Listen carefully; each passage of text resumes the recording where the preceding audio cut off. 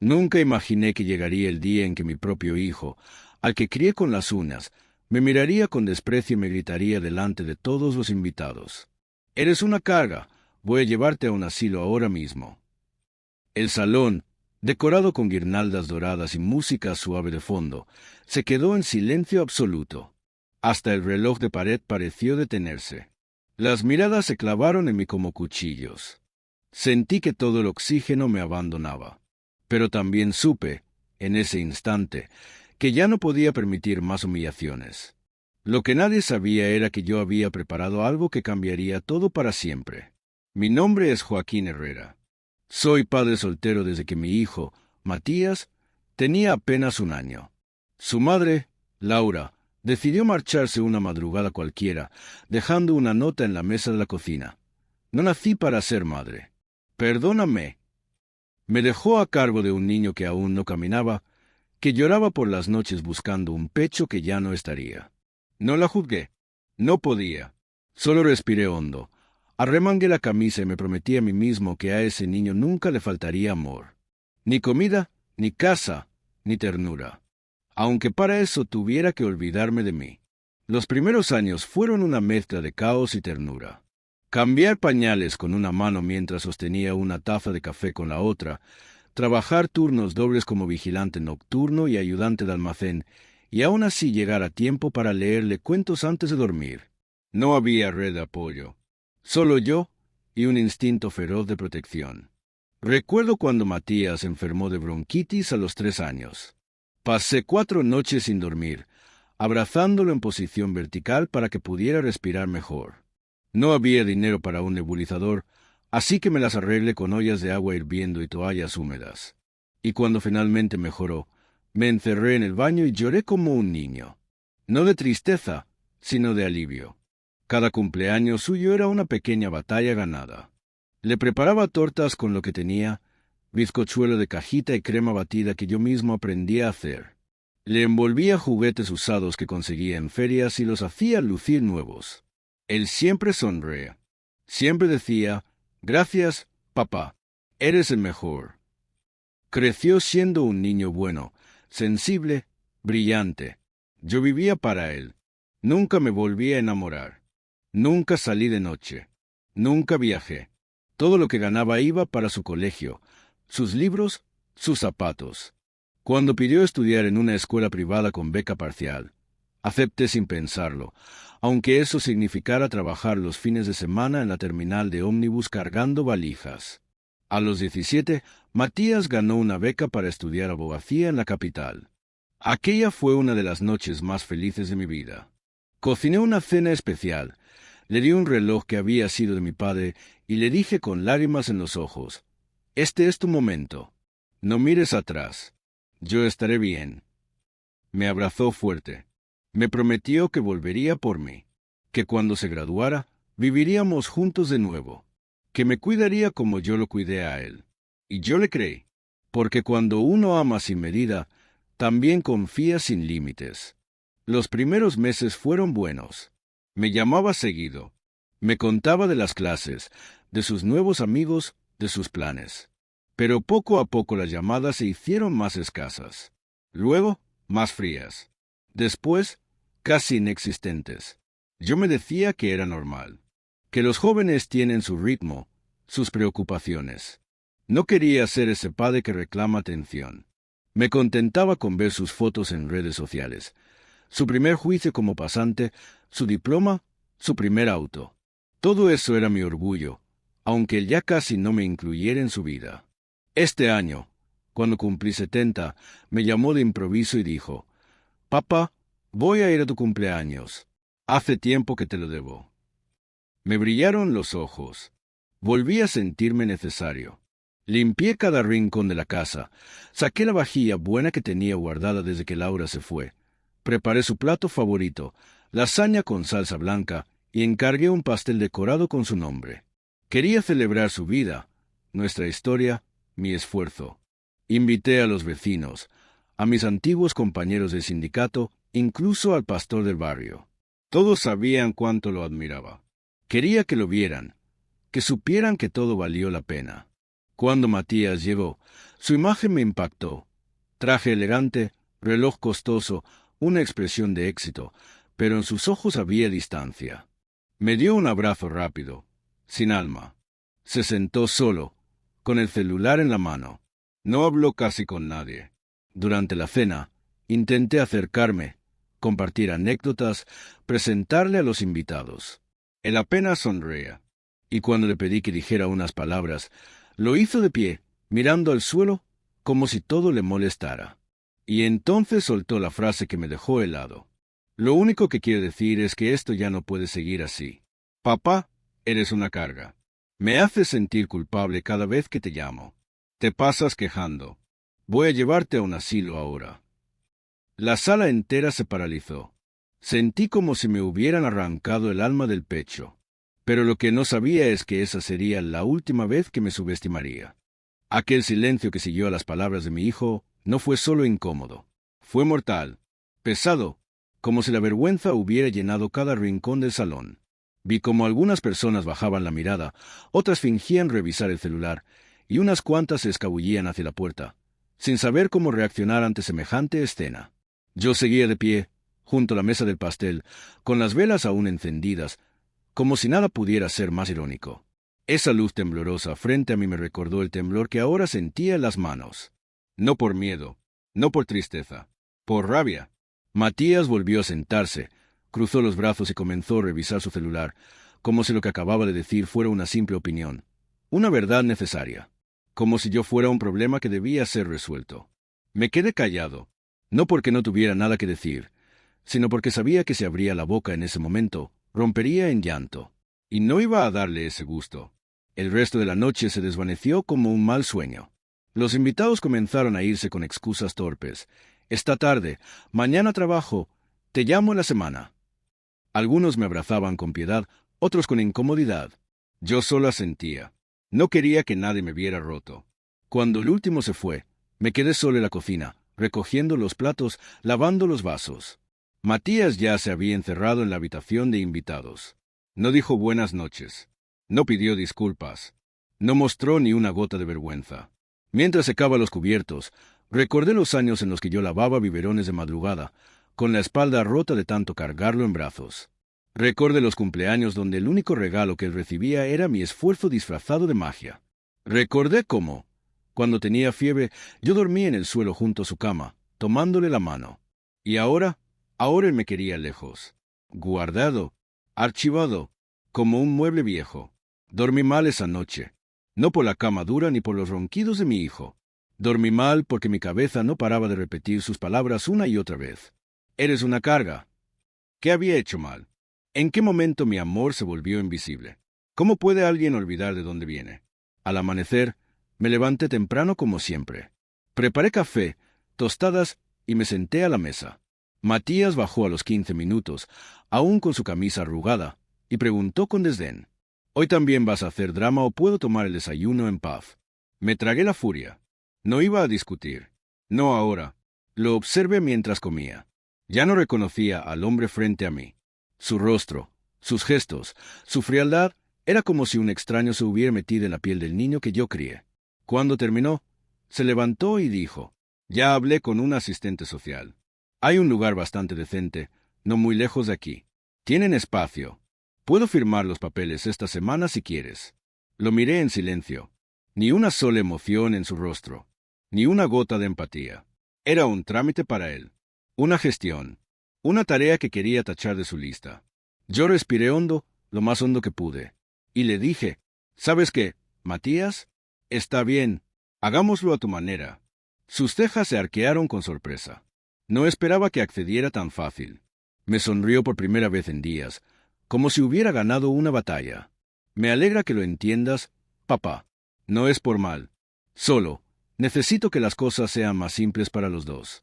Asentí, y guardé silencio. Pero dentro de mí, algo se había encendido. Una chispa, un plan.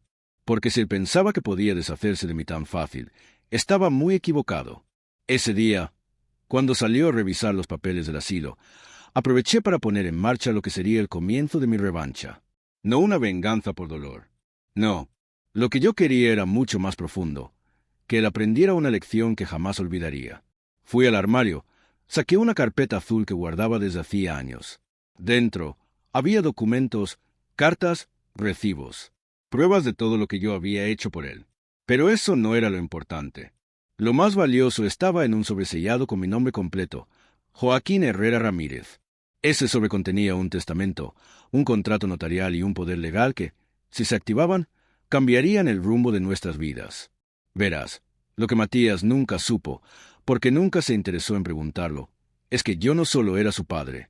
También fui, en secreto, inversor silencioso de una pequeña empresa tecnológica que fundó mi mejor amigo de juventud.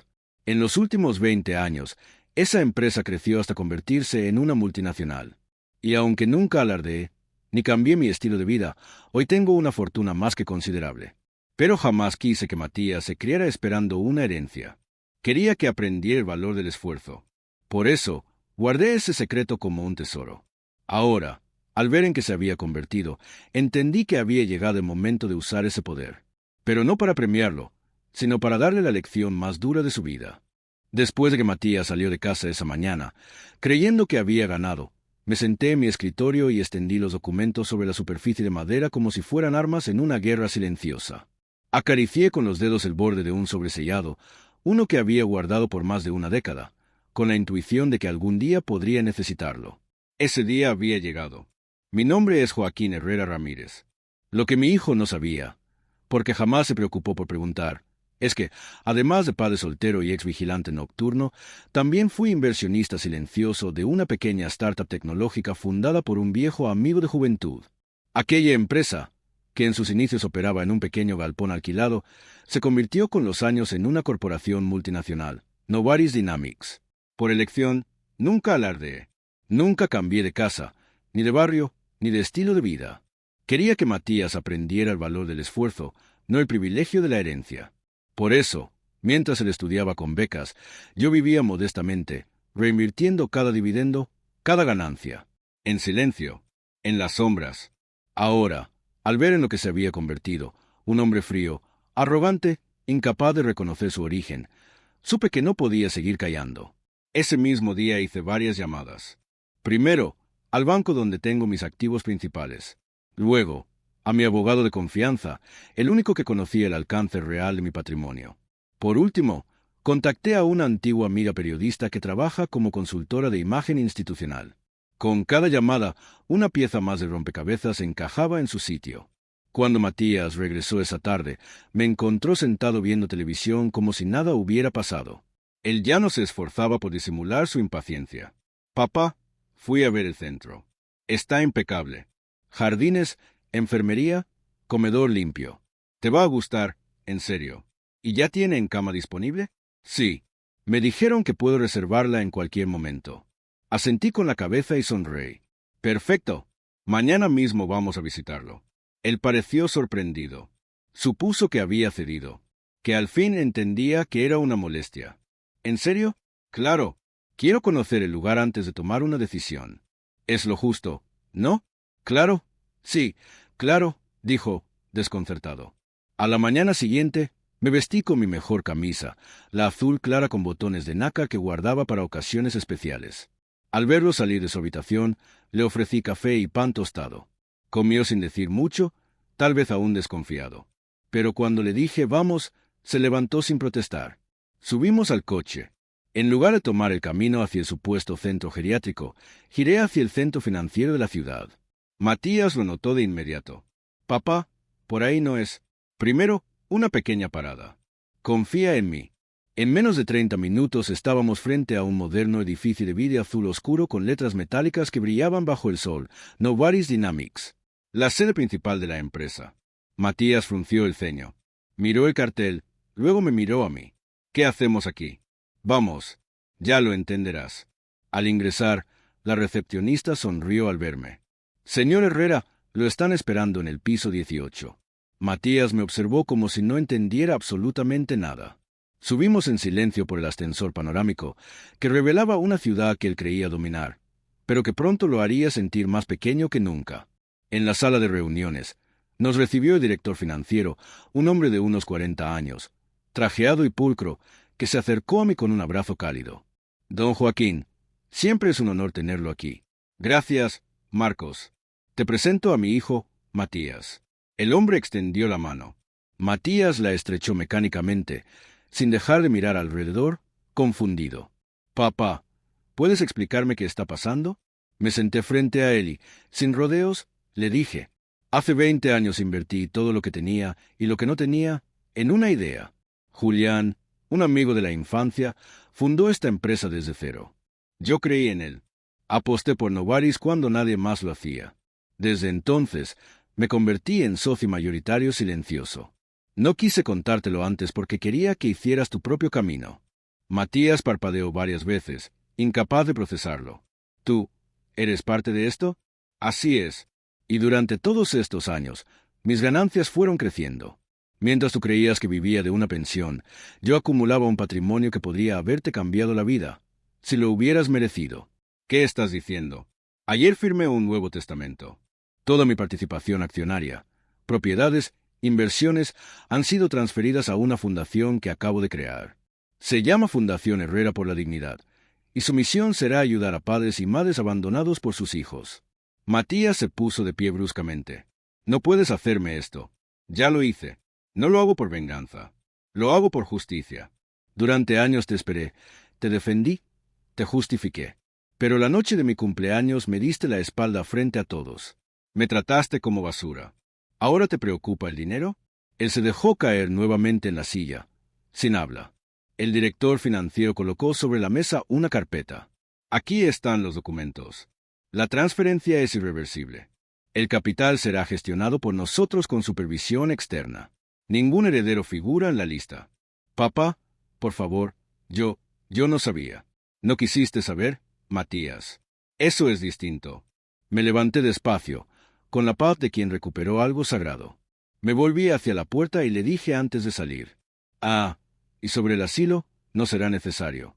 Compré una casa de retiro en la sierra, con jardín, biblioteca y vista al lago. Me mudaré allí el mes que viene. Solo, no te molestes en visitarme. Los días posteriores a aquel encuentro en Novaris Dynamics fueron de una calma que no sentía desde hacía años. Pero no una calma vacía o solitaria. Era una paz profunda, la que llega cuando uno deja de cargar con el peso de la decepción ajena. Matías no volvió a casa esa noche, ni la siguiente.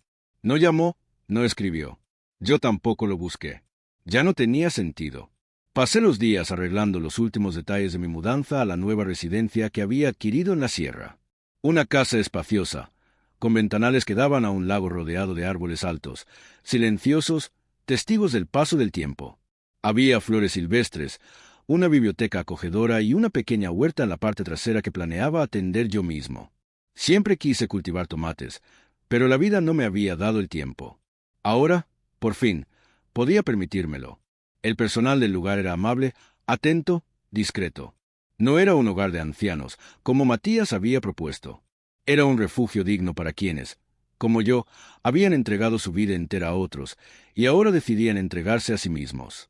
Mientras preparaba mi partida, recibí un mensaje inesperado.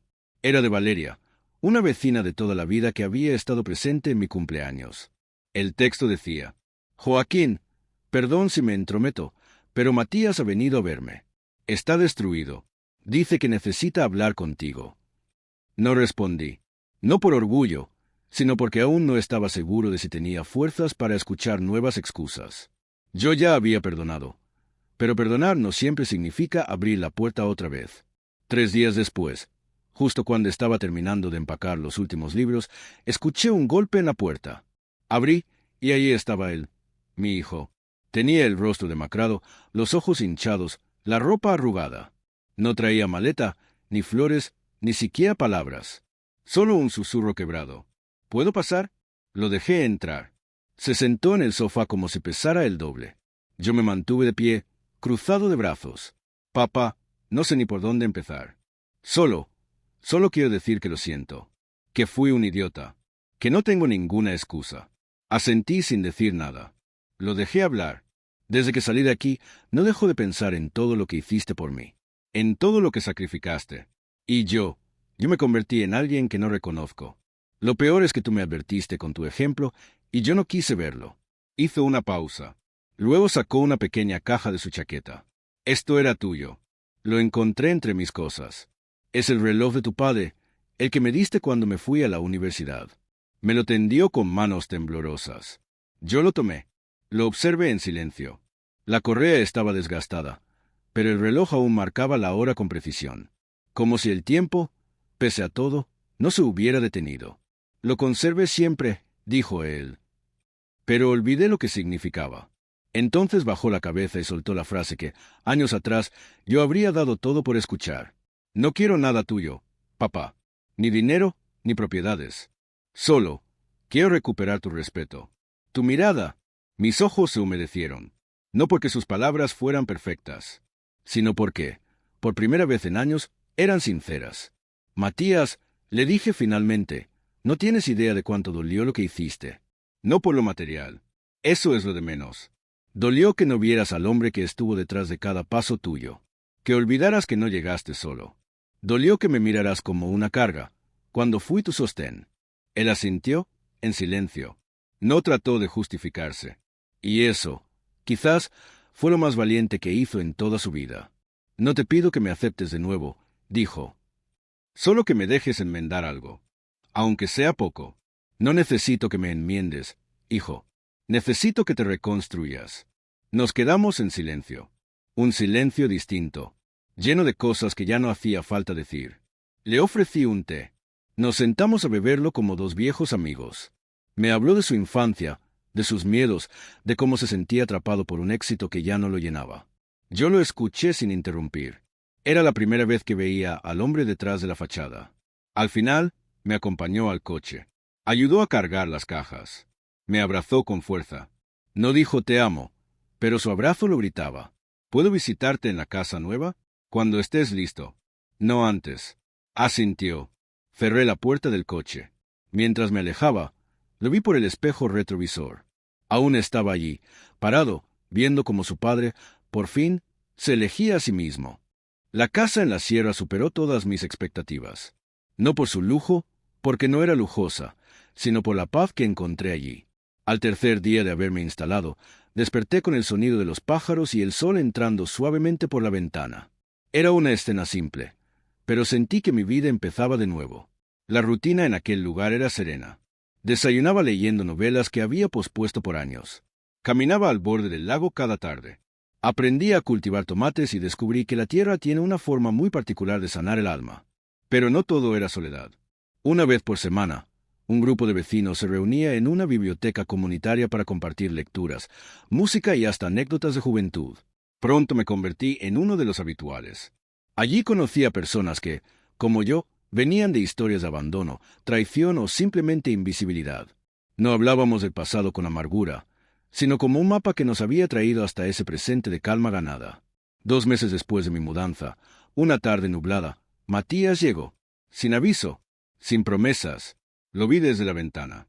Estaba parado en la entrada, con un libro bajo el brazo. Salí a recibirlo. Lo abracé, esta vez sin reservas. ¿Puedo quedarme un par de días? Preguntó.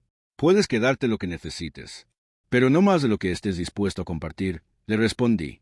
Durante su visita, no hablamos del dinero, ni de Novaris, ni del testamento.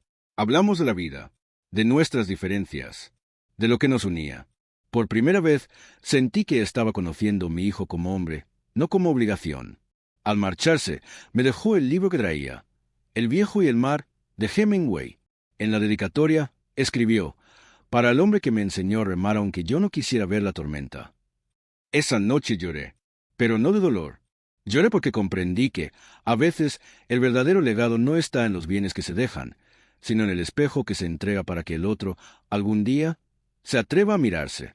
Con el tiempo, Matías volvió más seguido. Empezó a colaborar con la fundación que creé. Daba asesoría legal gratuita a padres solteros en barrios marginales. Sin cámaras, sin aplausos. Solo con el alma. Mi vida no volvió a ser la misma. Fue mejor, no por lo que recuperé, sino por lo que solté. Asterisco, asterisco. Hoy, mientras grabo este video, no busco lástima, ni venganza, ni gloria. Solo quiero dejar una verdad clara para quienes han sentido alguna vez que los empujaban al rincón del olvido. Nunca permitas que te definan por lo que ya no puedes hacer, sino por todo lo que hiciste cuando nadie más lo haría. La mayor riqueza que podemos dejar no cabe en un testamento. Se mide en el coraje de mantenerse de pie, cuando todos esperan que te sientes en silencio. Y a ti, que estás viendo esto desde tu celular, tu sala, tu cama o incluso un asilo al que alguien te llevó, ¿qué estarías dispuesto a hacer hoy para recuperar tu dignidad mañana?